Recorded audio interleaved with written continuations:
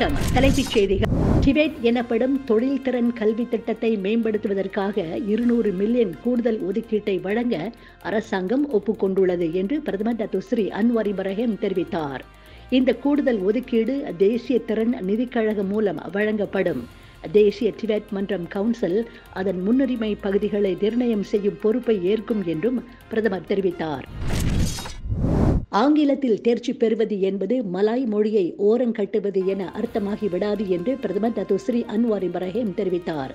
இந்த நாட்டு மக்கள் ஆங்கில மொழியில் தேர்ச்சி பெற வேண்டும் என்று அரசாங்கம் விரும்புகின்றது.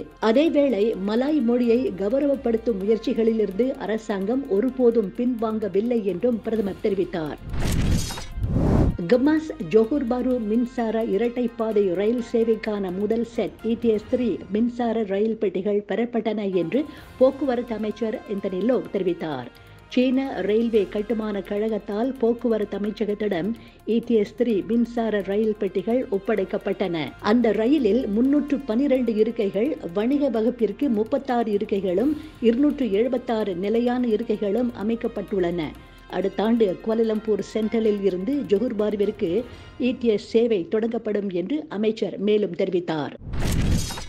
மலேசியர்கள் COVID-19 நோய் தொற்றுடன் வாழ பழகிக்கொள்ள வேண்டும் என்பதை சுகாதார அமைச்சகம் முடிவு செய்துள்ளது என்று சுகாதார அமைச்சர் ஜுல்கிஃப்லி அஹ்மத் தெரிவித்தார்.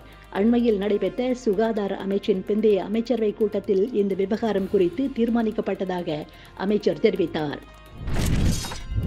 தமிழகத்தில் துறைகள் வாரியாக மானிய கோரிக்கை விவாதத்துக்காக சட்டப்பேரவை வரும் ஜூன் 24ஆம் தேதி மீண்டும் கூடுவதாக சட்டப்பேரவை தலைவர் மு அப்பாவு அறிவித்துள்ளார். இந்த கூட்டத்தொடரை எத்தனை நாட்கள் நடத்துவது என்றும் எந்தெந்த நாட்களில் எந்தெந்த துறைகள் மீதான விவாதம் நடைபெறும் என்றும் ஜூன் 24ஆம் தேதிக்கு ஒரு வாரம் முன்னதாகவோ அல்லது 10 நாட்களுக்கு முன்போ அலுவல் ஆய்வுக்குழு முடிவு செய்யும் என்றும் அவர் தெரிவித்தார். இந்த ஆண்டு நீட் தேர்வில் நடந்த குளறுபடிகள் குறித்து வெளிப்படையான விளக்கம் அளிக்கவும், மாணவர்களின் மருத்துவ கனவை பாதிக்கும் நீட் தேர்வை ரத்து செய்து பழையபடி 12ஆம் வகுப்பு மதிப்பெண் அடிப்படையில் மருத்துவ சேர்க்கை நடத்த ஆவண செய்யவும் புதிதாக அமையவுள்ள ஒன்றிய அரசை வலியுறுத்துகிறேன் என்று அதிமுக பொதுச் செயலாளர் எடப்பாடி பழனிசாமி கூறியுள்ளார். நரேந்திர மோடி 3வது முறையாக பிரதமராக நாளை ஜூன் 9ஆம் தேதி பதவியேற்க உள்ள நிலையில் டெல்லியில் பல அடுக்கு பாதுகாப்பு ஏற்பாடுகள் செய்யப்பட்டு வருகின்றன. ட்ரோன்கள் பறக்க தடை, எல்லைகளில் கண்காணிப்பு, போக்குவரத்து மாற்றம் என பல்வேறு நடவடிக்கைகளும் மேற்கொள்ளப்பட்டு வருகின்றன. இந்தியா, அமெரிக்கா உள்ளிட்ட 11 நாட்டு தூதர்களை நேபாள அரசு திரும்ப அழைத்துள்ளது. நேபாள காங்கிரசுடன் இருந்த கூட்டணியை கடந்த மார்ச் மாதம் முறித்து கொண்ட நேபாள பிரதமர் புஷ்ப கமல் பிரசண்டா KP சர்மா தலைமையிலான கம்யூனிஸ்ட் கட்சி மற்றும் பிற சிறிய கட்சிகளுடன் கூட்டணி அமைத்து ஆட்சியை தொடர்ந்தார். இந்நிலையில் நேபாள காங்கிரசுடன் கூட்டணியில் இருந்தபோது அக்கட்சியின் ஒதுக்கீட்டில் நியமனம் செய்யப்பட்ட தூதர்கள் திரும்ப அழைக்கப்பட்டுள்ளனர். டென்மார்க் பிரதமர் மெட்டே ஃப்ரெட்ரிக்சன் தாக்கப்பட்டுள்ளார். அச்சம்பவம் தலைநகர் கோப்பன்ஹேகனில் நடந்தது. அவரை தாக்கிய ஆடவர் கைது செய்யப்பட்டுள்ளார். 46 வயது மெட்டே ஃப்ரெட்ரிக்சன் 2019ஆம் ஆண்டு முதல் டென்மார்க்கின் பிரதமராக பொறுப்பு வகிக்கின்றார். பிரதமரை நோக்கி வேகமாக வந்த அந்த ஆடவர் அவரது தோளை இடித்து தள்ளினார். பிரதமர் தடுமாறி விழுந்தார் என்று சம்பவத்தை நேரில் கண்டவர்கள் தெரிவித்தனர். தெலுங்கில் முன்னணி நடிகராக இருக்கின்றவர் மகேஷ் பாபு.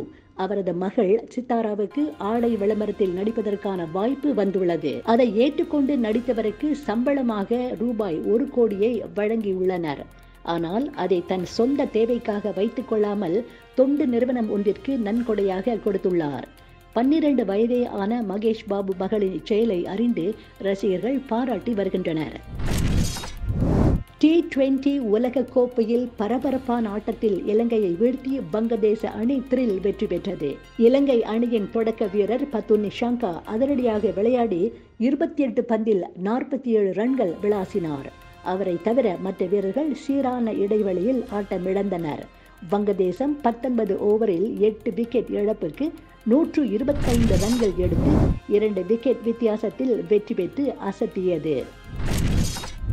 அனைத்துலக நட்பு முறை ஆட்டத்தில் இங்கிலாந்து அணியினர் தோல்வி கண்டனர்.